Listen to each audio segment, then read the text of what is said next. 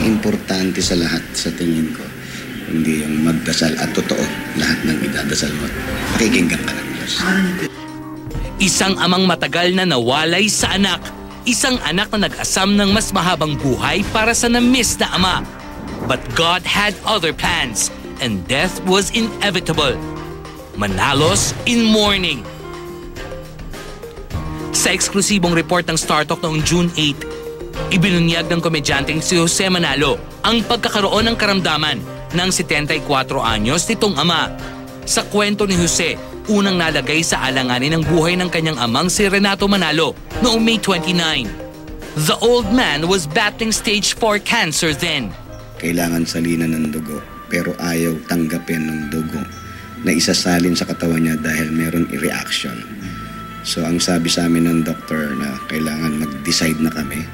So dahil salita, nag-decide kami, pumirma yung mother ko na may waiver na kami kasi sa 100% na tatanggapin, 10% lang ang pwede. Pag hindi, the rest wala na. Himalang nakaligtas ng araw na yon si Mang Renato at nagpatuloy ang treatment sa sakit nito habang nasa bahay nila. Okay naman siya, so tuloy-tuloy na lang yung mga treatment na ginagawa sa kanya. Nasa bahay na siya. Okay naman yung father ko, pero sabi ko nga, hindi kailangan ng kahit anong pera. Ang kailangan yung totoong pagdadasal, totoong nasa puso, totoong hinihiling natin. With a new lease on his father's life, hindi na iwasang maging sentimental ng komedyante nang makausap noon ng StarTalk. Ang laki ng kulang, ang pagkukulang ko sa ama ko. Maaga akong nahiwalay sa ama ko.